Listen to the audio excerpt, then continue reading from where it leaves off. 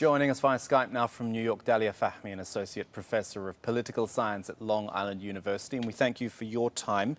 Let's deal with the basics first. In your opinion, why here, why now? So terrorist groups like ISIS or the Wilayat Sinai in Egypt or Ansar Bayt al-Maqdis have historically targeted police stations, security apparatus, military installations as a way to target the Egyptian regime. Now, it is perceived that this mosque belonged to a tribe or a family that was seen as sympathetic and actually cooperating with the Egyptian state. So for a terrorist organization, and we have yet to know who's going to claim responsibility for it, to attack this mosque, it is part of the strategic apparatus of any terrorist group. To attack the state, you attack its symbols, and now they're attacking those who are seen as sympathetic to the state. Now, if we take a broader picture and think of where this is strategically, this is very close to Al Arish, very close to the border with Israel, and it was the Rafah border was set to be opened very soon for a period of 3 days. Now, this comes after a deal that had been brokered in Cairo by the Sisi administration between Hamas and Fatah.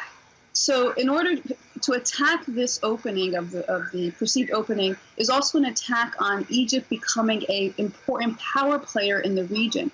And so by the closure of this border or preventing its opening, it's another layer of attack that this terrorist group is actually laying at the Egyptian state. However, as we're seeing increasingly, the victims are more and more civilians.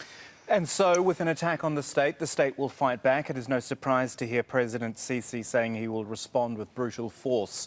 I guess the question is, what does brutal force mean in Egypt in 2017? There would be concerns, I guess, about how far the state would go in trying to root out, quote-unquote, terrorism. So airstrikes have already begun today in Egypt around the area of the mosque, targeting supposed mountainous regions where the perception is terrorists would be hiding. But this is part of a larger cycle of violence where a heavy-handed state responds with very increased brute force. And what this results in is a more sympathetic leaning towards the sentiments of a terrorist group. Egypt has had to struggle with this since the mid-2000s, where after the 2004-2006 bombings of some tourist areas, there was massive rounding up of civilians, and it led to really no trials, no real accountability. And so this rounding up of civilians, heavy-handed attacks on areas without real accountability results in a cycle of violence. And what we're going to see today is just as every time President Sisi has come out after an attack and says the state will respond, is that he's unable to guarantee security. And with the increasing targeting of civilians, it is civilians who are now the direct targets of terrorist organizations. Dalia, it is always a pleasure to talk to you and get your thoughts. Thank you for your time.